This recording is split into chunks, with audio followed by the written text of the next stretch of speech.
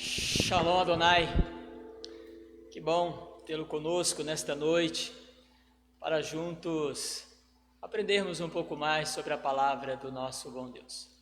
Nosso coração foi preparado como uma terra sedenta, como uma terra árida. A palavra agora é a semente que vai ser jogada em nosso coração. Eu quero convidar você nesse momento a abrir comigo a palavra do nosso bom Deus, no livro do Apocalipse, capítulo 16. Isso mesmo, livro do Apocalipse, capítulo 16. Enquanto você abre a palavra do nosso bom Deus, me permita relembrar a você que está conosco. Nós temos feito uma série expositiva no livro do Apocalipse, já aproximadamente durante 3 anos na nossa comunidade. Mas quando chegou esta pandemia, nós cessamos para nos adequar à situação. Visto que esta pandemia ainda nos mantém isolados fisicamente, mas unidos por meio desta plataforma, do Facebook, esta live, nós então retomamos agora a nossa série de estudos expositivos no livro do Apocalipse. Então você que está nos acompanhando pela primeira vez, você que nos ouve, você que já é da nossa comunidade, então nós estaremos juntos recapitulando e estudando a palavra do nosso bom Deus. Estaremos dando continuidade nesta série. E nós paramos no capítulo 16. A última vez que nós pregamos em Apocalipse na nossa comunidade foi no capítulo 16. E nós íamos iniciar então o versículo 12º em diante. Então eu quero convidar você, nesse momento, a olharmos para Apocalipse e manter a palavra do nosso bom Deus aberta até o final, para que possamos tirar lições fantásticas para a nossa vida, para a igreja do Senhor Jesus. O livro do Apocalipse, capítulo 16, nós estaremos fazendo a leitura do verso 12º até o 14º. E eu gostaria que você acompanhasse comigo. Diz assim a palavra do nosso bom Deus, a partir do versículo 12º. Derramou o sexto a sua taça sobre o grande rio Eufrates, cujas águas secaram, para que se preparasse o caminho dos reis que vem do lado do oriente do sol. Então vi sair da boca do dragão, da boca da besta e da boca do falso profeta 3 espíritos imundos, semelhantes a rãs. Porque eles são espíritos de demônios, operadores de sinais, e se dirigem aos reis do mundo inteiro, com o fim de ajuntá-los para a peleja do grande dia do Deus Todo-Poderoso. Eu quero pensar com você nesta noite no tema Deus e os sinais. É isso mesmo, eu vou repetir para você. Deus e os sinais. Anthony Huckman é um escritor evangélico e ele escreveu um livro, e até mesmo um teólogo, ele escreveu um livro intitulado A Bíblia e o Futuro. Nesse livro, falando sobre os sinais, ele expressou o seguinte: os sinais dos tempos apontam para o futuro e apontam também para o final da história e principalmente sobre a volta de Cristo. Eu vou repetir para você. Os sinais dos tempos apontam para o futuro, para o final da história, especialmente para a volta de Cristo.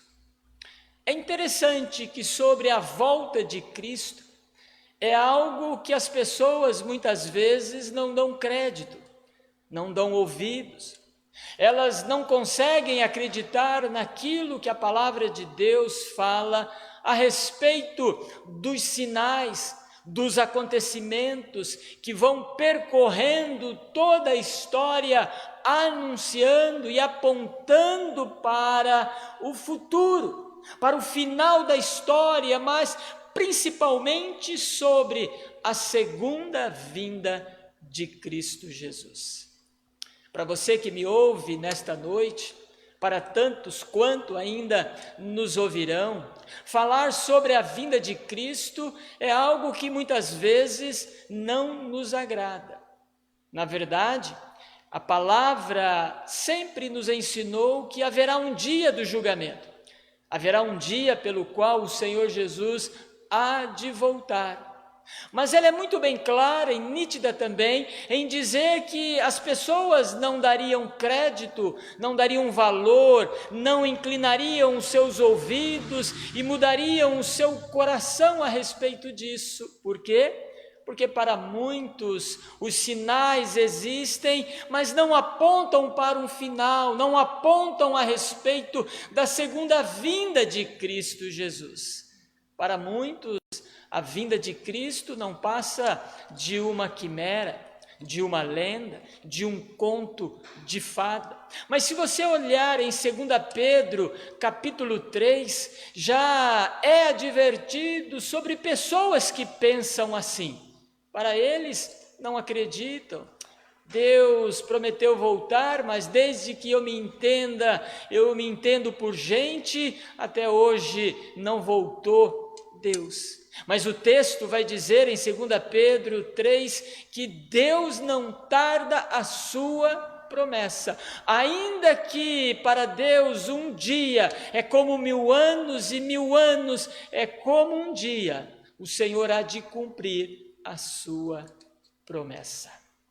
Você que está comigo nesta noite precisa estar atento aos sinais que vão acontecendo no decorrer da história, pois ela está apontando para o futuro, para o fim da história e principalmente para a segunda vinda de Cristo Jesus.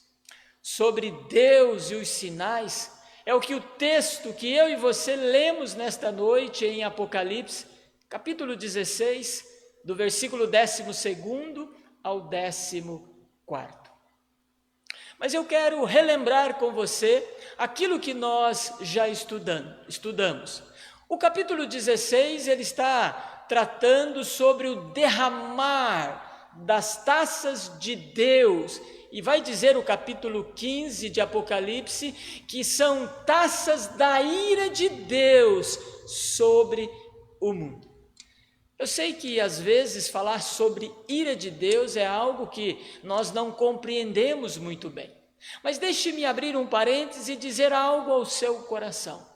A mesma Bíblia que fala sobre o amor de Deus, a graça de Deus, a bondade de Deus, a benevolência de Deus, a mesma Bíblia também trata do juízo de Deus, da ira de Deus, da condenação de Deus. O mesmo Deus que é amoroso também é um Deus de ira, e a sua ira está justamente contra o pecado. Fecha-se esse parêntese. Quando nós olhamos para o capítulo 16, nós entendemos justamente a respeito das taças de Deus que são derramadas. O nosso texto faz parte da 6ª taça. Entre 7, nós estamos na 6ª taça. Mas o que nós estudamos anterior a isso?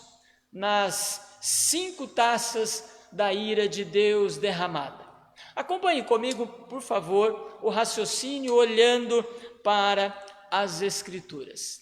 Nós estudamos no versículo 1 ao versículo 2, nós estudamos sobre Deus e o seu governo. aonde mostra que Deus governa sobre todas as coisas. Acompanhando o raciocínio, você vai ver que nós estudamos o versículo 3º ao versículo 7º, Deus é justo. Deus é justo na sua forma de agir. O mesmo Deus que é justo que dá as coisas. O mesmo Deus é justo quando Ele tira alguma coisa. Mas nós olhamos também, se você estiver acompanhando comigo, o versículo 8º ao versículo 9º, Deus e o sofrimento humano, aonde as pessoas passam por um tormento, por uma dor, pelo sofrimento, mas eles não buscam, eles não se rendem ao senhorio de Cristo Jesus. Preferem ainda continuar longe de Deus. Mas nós estudamos também, se você estiver acompanhando, do versículo 10º ao 11º, Deus e a queda humana. Foi isso que nós estudamos, foi esses títulos que nós demos aos textos expositivos, juntamente com você que nos ouve nesta noite, que estava presente aqui na igreja e no templo.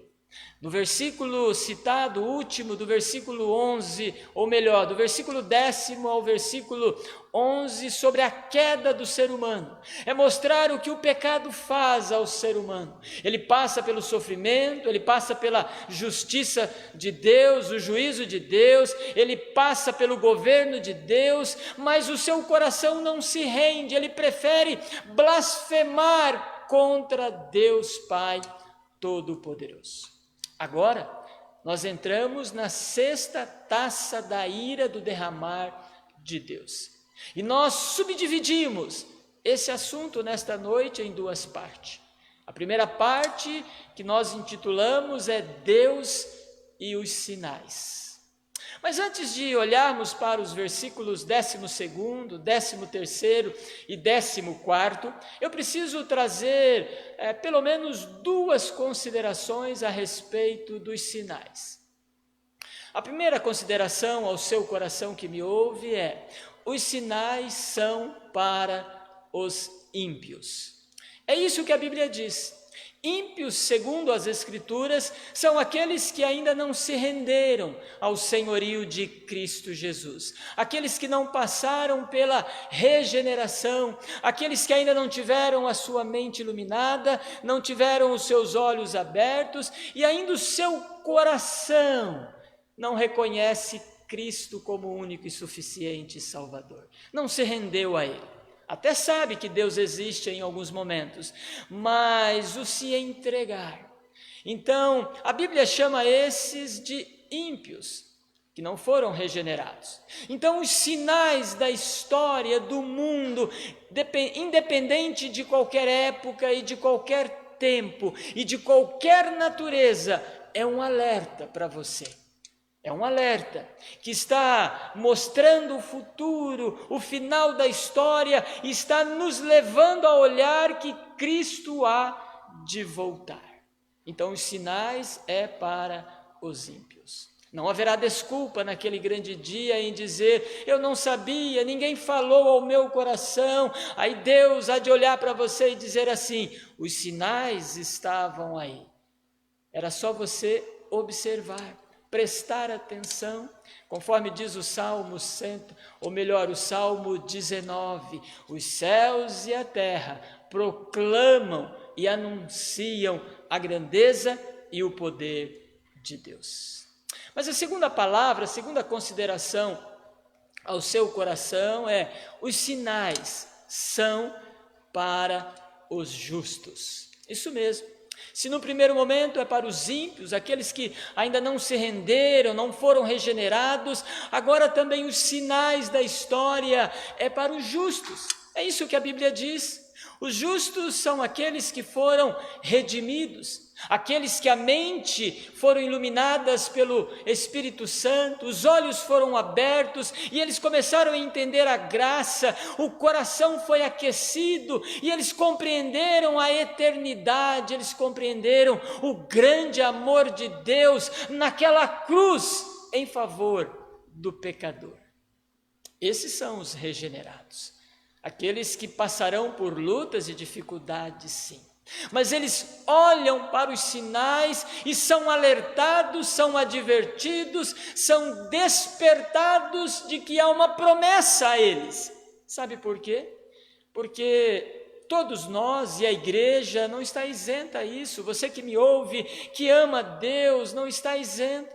O nosso coração, a nossa alma se apega tanto às coisas desta terra, deste mundo, e não está errado. Você precisa trabalhar, você precisa estudar, você vai casar, você vai ter um namoro, você vai ter filhos, vai ter família, mas isso vai nos roubando, vai tirando do nosso coração de estarmos antenados, conectados, plugados, atentos de que há um sinal de que Cristo pode voltar a qualquer momento. E nós precisamos estar preparados. Desta forma, os sinais, Deus e os sinais são para todos. Os sinais estão aí. Me permita dizer sobre esta pandemia. Eu vejo que essa pandemia, ela é mundial, como todos nós sabemos, e ele é um sinal mundial, tanto para o ímpio, como também para a igreja, para o justo. O sinal está aí. Tem algo maior que está por acontecer. Feita estas considerações e colocado você dentro desse contexto, eu creio que eu posso olhar para o texto lido nesta noite, de Apocalipse, capítulo 16, do versículo 12º ao 14º, e tirarmos, 14º, e tirarmos algumas lições a respeito dos sinais para a igreja. Os sinais aqui é para a igreja, os sinais aqui é para alertar a igreja do que está acontecendo, para estarmos atentos. O primeiro sinal que eu encontro para a igreja do século 21, como também para a igreja do primeiro século, os sinais que aqui é mostrado ou é demonstrado é a respeito às nações contra a igreja. Esse é o primeiro sinal, esse é o primeiro alerta. É isso que Deus está mostrando por meio de João, que estava na ilha de Pátimo e recebe a revelação da sexta taça da ira. As nações contra a igreja. E para ilustrar isso, ele vai usar duas figuras que eu preciso olhar com você e aí tirarmos as lições que ela nos traz. Se você olhar para o versículo 12º, vai dizer que derramou o cesto a sua taça, sobre o quê? O grande rio Eufrates, cujas águas se secaram.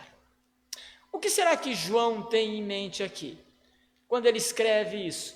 Provavelmente era algo bem conhecido ou um contexto judeus. João talvez tivesse em mente aquilo que aconteceu no passado, por exemplo.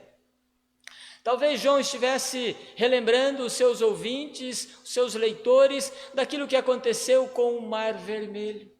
Quando Deus abriu o Mar Vermelho para que o povo pudesse atravessar e ter uma conquista da terra prometida.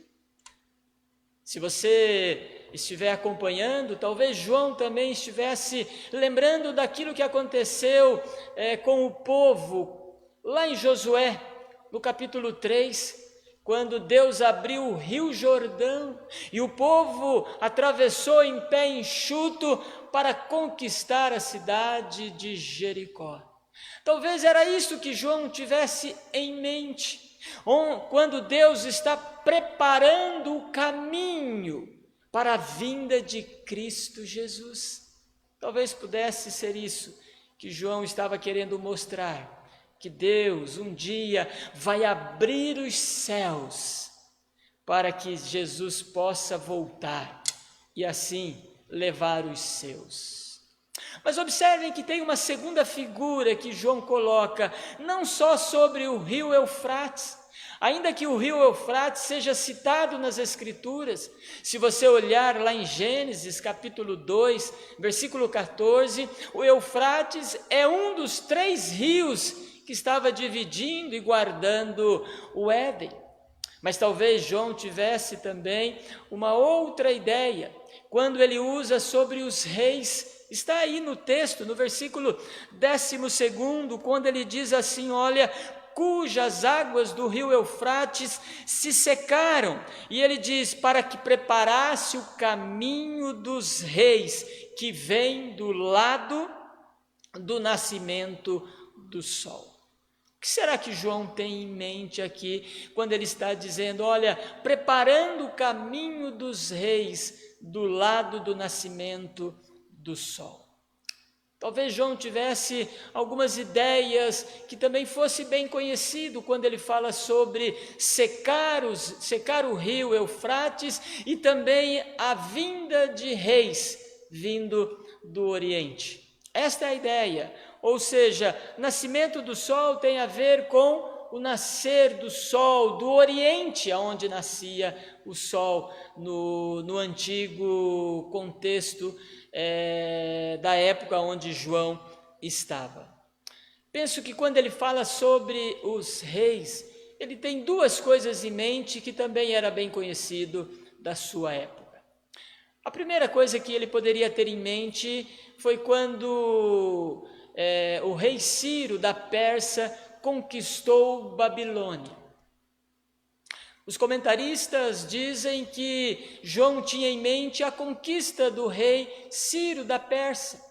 Deus moveu o coração deste homem, conforme está lá em Isaías 45, não era um homem crente, não amava a Deus, mas Deus que controla todas as coisas, moveu o coração do rei Ciro para conquistar a Babilônia, aonde o povo estava cativo durante 70 anos, o povo judeu.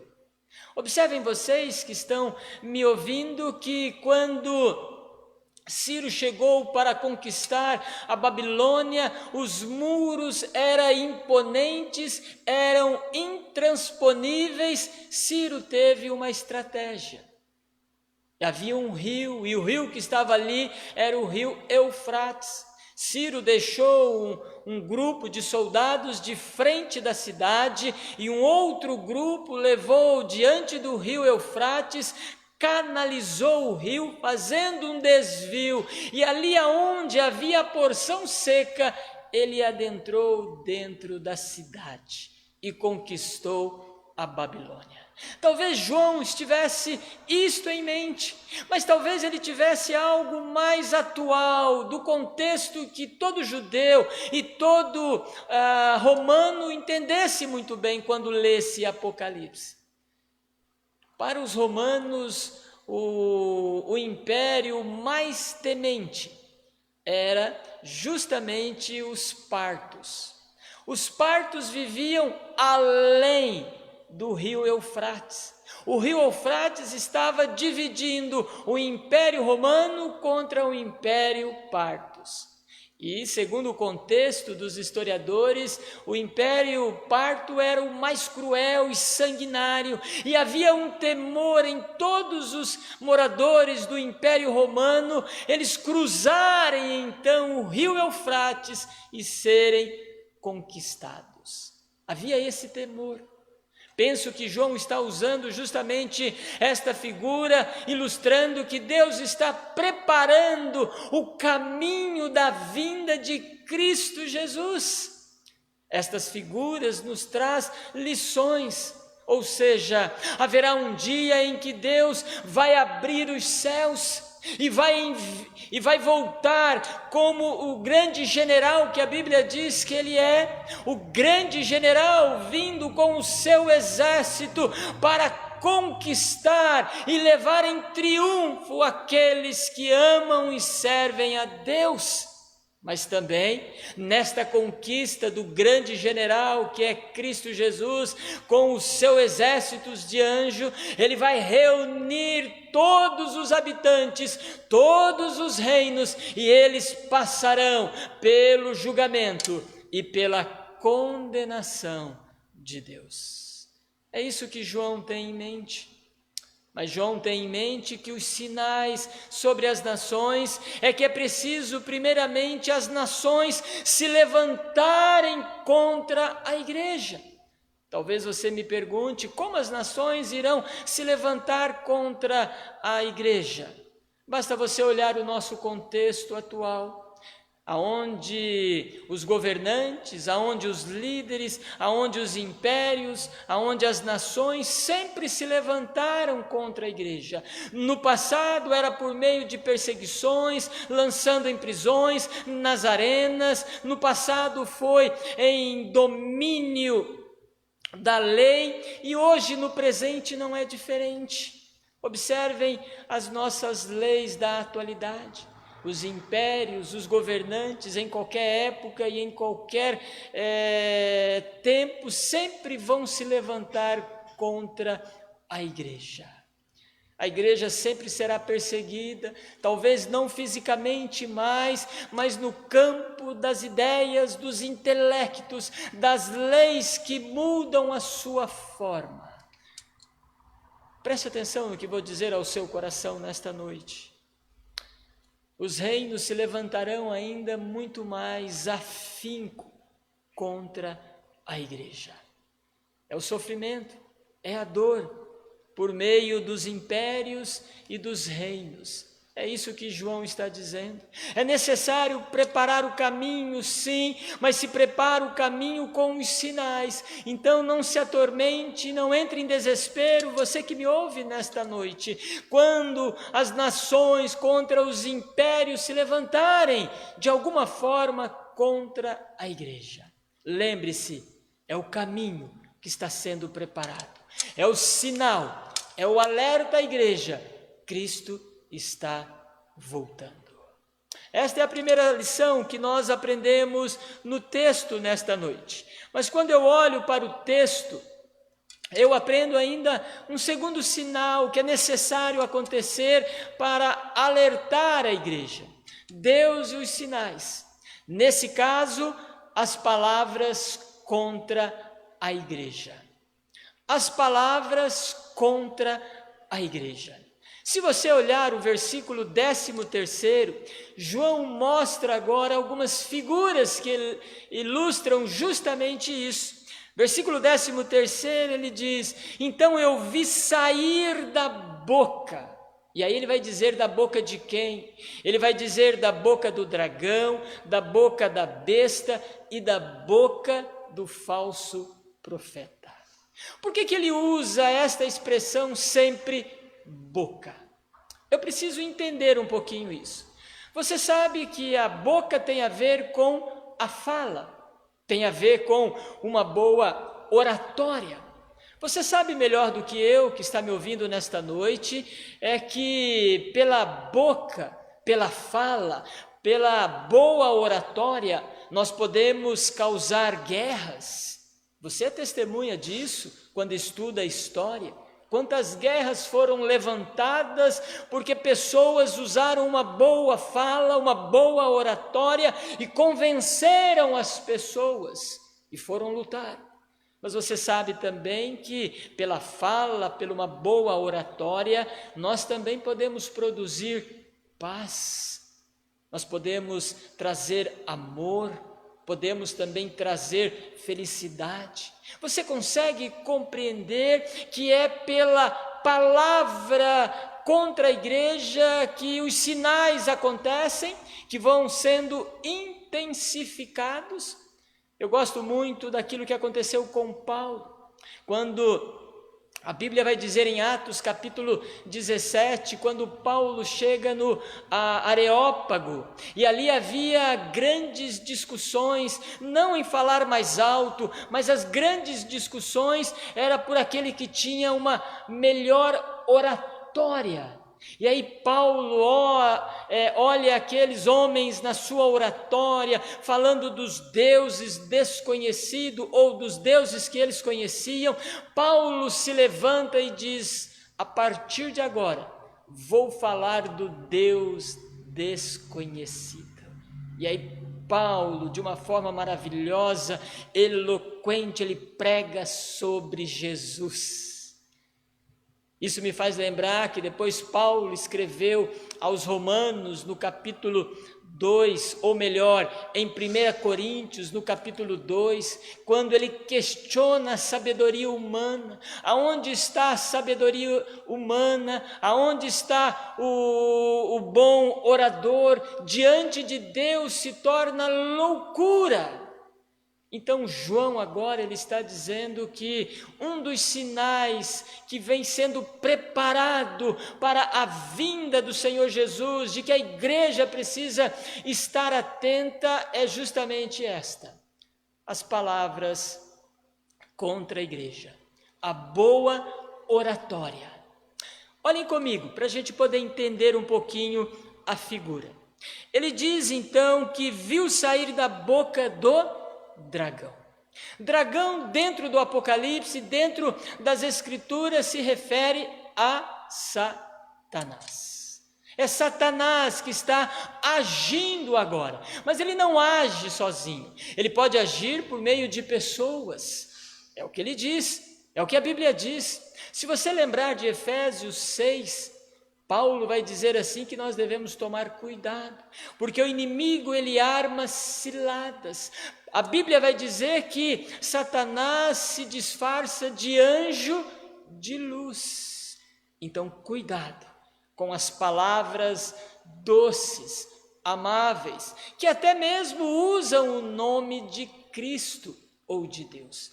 Mas se você estiver acompanhando comigo, ele está dizendo a boca do dragão, mas ele está dizendo também a boca da besta.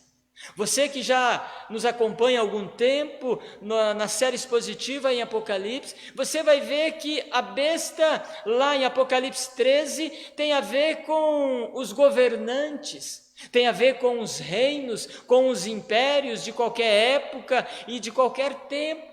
Quando fala a respeito, vi uma grande besta surgir do mar. São os governantes por meio das suas leis. Então ele está dizendo que por meio de uma boa oratória, as leis são mudadas para atingir a igreja.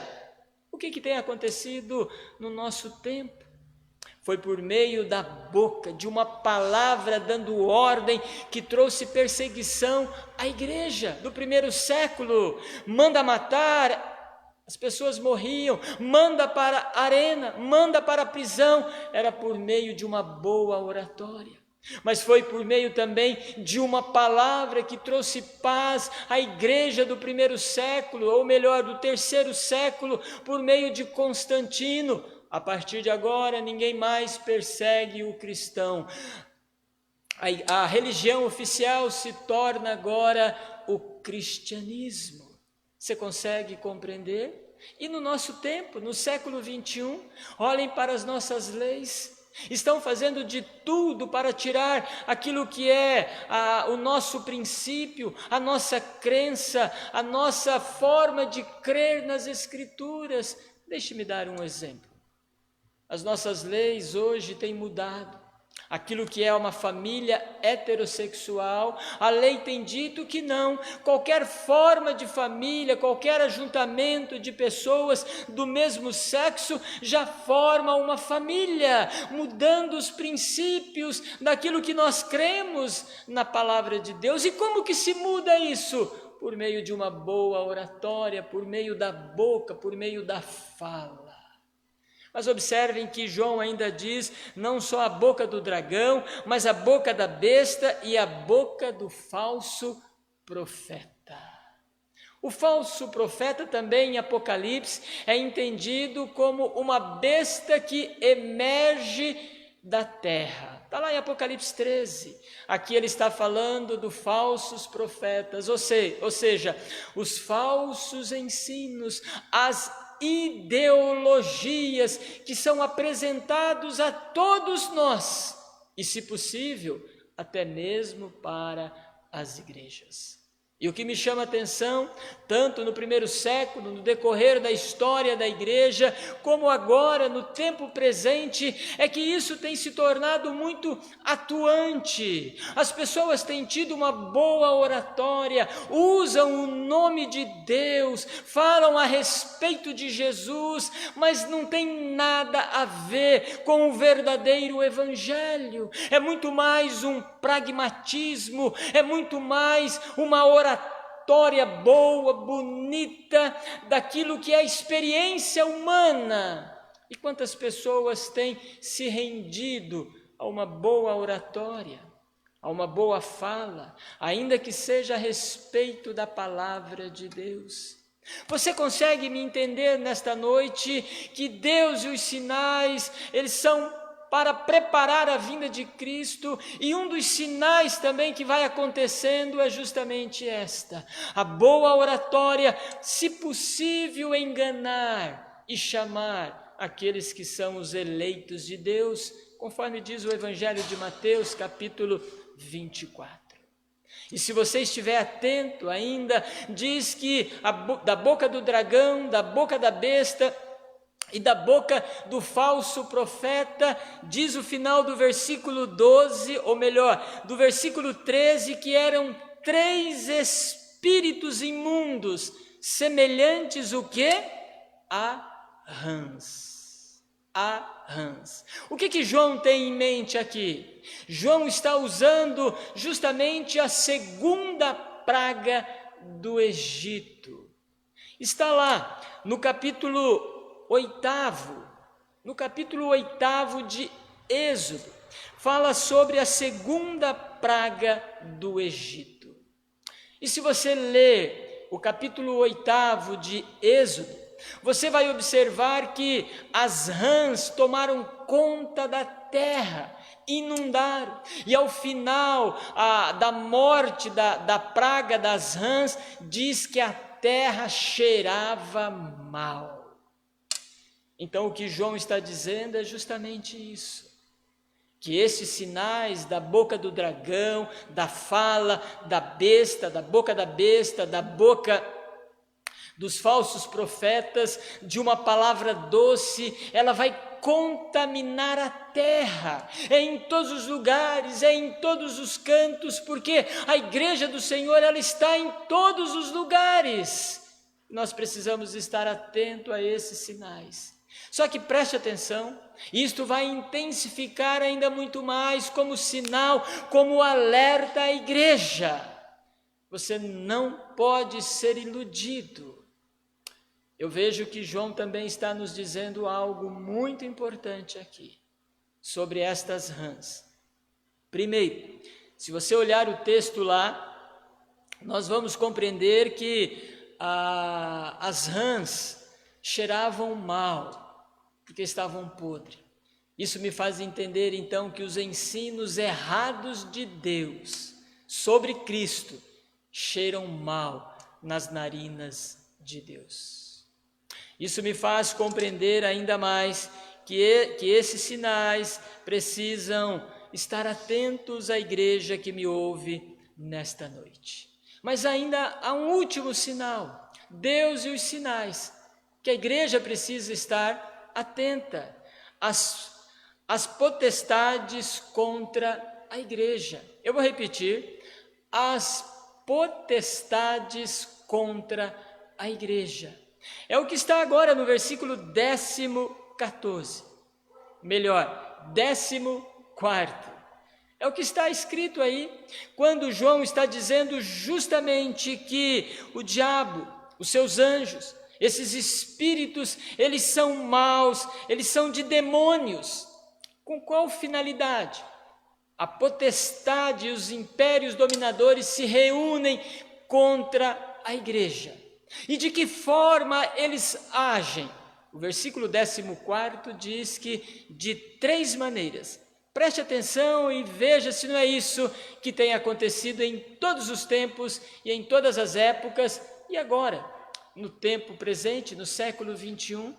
Veja vocês que o texto está dizendo, porque eles são espíritos de demônios, A primeira lição que o texto nos diz aqui sobre as potestades contra a igreja é que eles fazem milagres. Olha só, eles fazem milagres. Não é o que diz o texto? Operadores de sinais.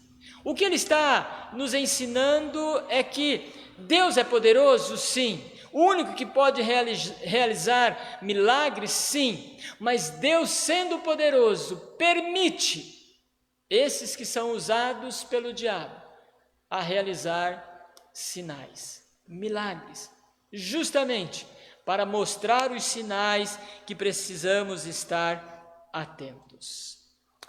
Quando você lê Mateus capítulo 7, na segunda vinda de Cristo, e aí Jesus está dizendo assim: no último dia muitos dirão, Senhor, Senhor, naquele dia nós expulsamos, nós curamos, nós falamos, nós realizamos em teu nome muitas coisas, e o Senhor Jesus vai dizer, afastai-vos, não os conheço. Nós precisamos estar atento a isso. Nem todo milagre que se diz em nome de Deus, em nome de Jesus, de fato, vem de Deus. Nós precisamos estar atentos para não sermos iludidos. Deixe-me dar um exemplo. Lá em Êxodo, capítulo 7, até o capítulo 8, fala sobre as 3 primeiras pragas do Egito. Fala a respeito do sangue, fala a respeito das rãs e fala também a respeito dos piolhos. E o que me chama a atenção é que Moisés fez esses milagres. Mas os feiticeiros de Faraó também realizaram estes sinais. E sempre finaliza o texto dizendo, e o coração de Faraó estava endurecido. Milagres não converte ninguém. Milagres só atrai as pessoas. Você precisa tomar cuidado. Milagres não converte ninguém, apenas atrai as pessoas, atrai as multidões. Eu vou abrir um parênteses. Eu não estou dizendo que Deus não tem poder para curar, para realizar milagres. Tem. Mas os sinais de que a igreja deve estar alerta é que nem todo sinal, ou melhor, nem todo milagre provém de Deus. Fecha-se esse parênteses. Mas observem vocês que ele está dizendo que as potestades se levantam contra a igreja. Se no primeiro momento é por meio dos milagres, num segundo momento ele vai dizer que é por meio da divulgação. Olha o que ele diz agora aí, na parte, e se dirigem aos reis do mundo inteiro. Por onde ele sai anunciando os seus milagres, os seus feitos no mundo inteiro. Em todos os lugares são realizados milagres, em todos os cantos, seja uma comunidade, ou seja num lugar, no centro espírita, seja onde for, se você observar ali acontece milagres denominados a Deus. Mas será que são milagres de fato a Deus? E eles são divulgados ao mundo inteiro, em todos os lugares. E nós precisamos estar atentos a isso. Mas observem que ele diz ainda, não somente o mundo inteiro, mas ele diz ainda também ali, com o fim de ajuntá-los, diz o texto, ajuntá-los para a peleja do grande dia do Deus Todo-Poderoso. Terceiro momento aqui, ele está à procura de adeptos. Ele está adepto.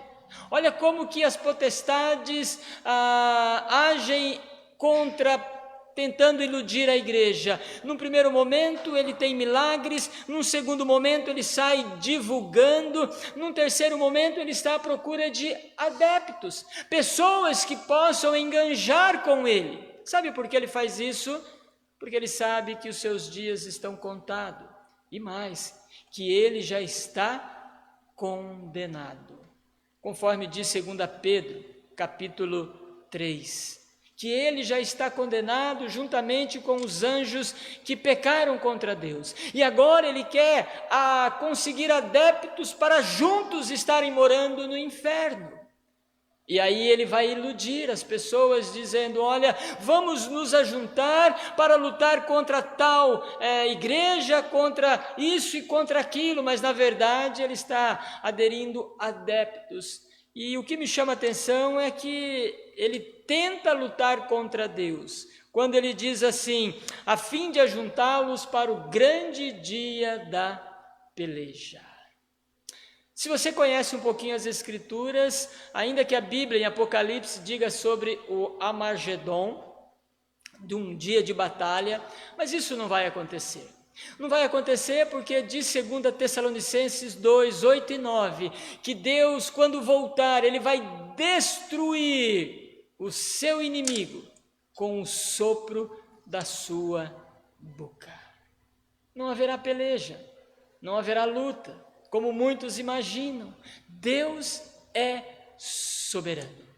Nós precisamos, como igreja, estar atento a esses sinais, os sinais das potestades que se levantarão. Cuidado, fique atento a esses sinais, eles irão intensificar ainda muito mais. Mas eu quero concluir, você que me ouve nesta noite, dizendo, Deus e os sinais. Deus e os sinais. Penso que ficou muito bem claro e nítido a você que me ouve nesta noite, os sinais que a igreja precisa estar atenta, conectada, quando ele diz que as nações se levantarão. As nações se levantarão contra a igreja, de várias formas e de várias naturezas. Penso que ficou muito bem claro também sobre as palavras que serão lançadas contra a igreja, tentando iludi-la, enganá-la, ou por meio de uma boa oratória, por meio de uma boa fala. Cuidado! Mas eu penso que ficou muito bem claro também que há um outro sinal que a igreja deve estar atenta, as potestades, que vão realizar milagres, que vão tentar adquirir e ter adeptos em todos os lugares deste mundo. Nós precisamos ficar atentos a tudo isso. Mas eu preciso dar 3 palavras ao seu coração antes de nós orarmos nesse momento. A primeira palavra que eu preciso deixar ao seu coração, os sinais, preste atenção, os sinais devem levar você a uma decisão. Você que me ouve nesta noite, diante de todos os sinais, sejam eles quais a natureza tenham, sejam eles pequenos, grandes, como esta pandemia que nós temos agora, os sinais devem levar você a uma decisão, a se render a Cristo Jesus. Pois ele está voltando, ainda há tempo, ainda há uma oportunidade para você que me ouve nesta noite.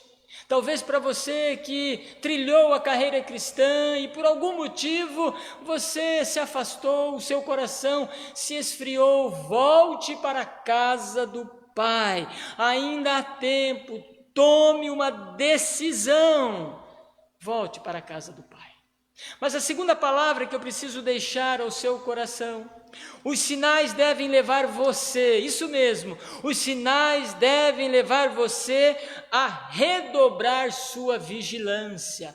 Você que ama a Deus, você que serve a Cristo Jesus, os sinais devem levar você a redobrar a sua vigilância, ou seja, veja como você está diante de Deus, não brinque com as coisas de Deus, não brinque com o pecado, você precisa estar vigilante, como está o seu coração, como está a sua mente, como que você tem se comportado, afaste-se das ciladas do inimigo, não permita o seu coração perder o amor, o fervor, pelas coisas sagradas de Cristo Jesus. Os sinais estão aí para isso, para nos alertar. Mas a terceira e última palavra ao seu coração nesta noite. Os sinais devem levar você, isso mesmo, os sinais devem levar você a manter-se no caminho estreito. Os sinais que estão acontecendo devem levar você a manter-se no caminho estreito. A Bíblia fala sobre isso, 2 caminhos, um caminho largo, aonde eu vou viver a minha vida do jeito que eu quero, da forma que eu desejo, o bel prazer, conforme se diz, mas a Bíblia diz que não, que nós precisamos renunciar muita coisa, andarmos no caminho estreito, tirando as arestas, aquilo que desagrada a Deus e permanecer firme no caminho estreito que nos conduz para a eternidade. Um grande pastor do nosso século disse, Robson Rodovalho, da igreja Sara Nossa Terra, ele expressou uma frase que eu quero deixar ao seu coração. Seus olhos e ouvidos, isso mesmo, seus olhos e ouvidos devem estar afinados aos sinais de Deus. Os seus olhos, os seus ouvidos e o seu coração estão afinados aos sinais de Deus. Que o bom Deus te abençoe. Eu quero orar por você nesta hora. Deus, em nome de Jesus, olha para aqueles que nos ouvem nesta noite. Olha para aqueles que já tomaram uma decisão por ti.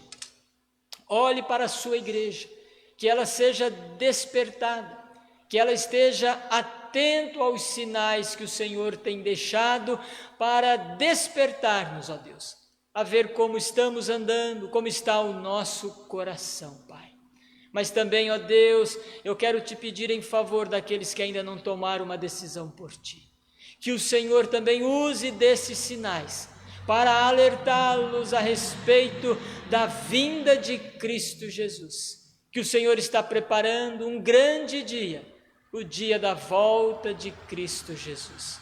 Olha para nós, fortalece, abre nossos olhos, aquece a nossa alma para estarmos atentos a respeito da vinda de Cristo Jesus. É no nome dele que nós oramos e agradecemos nesta hora e nesse momento. Amém e amém.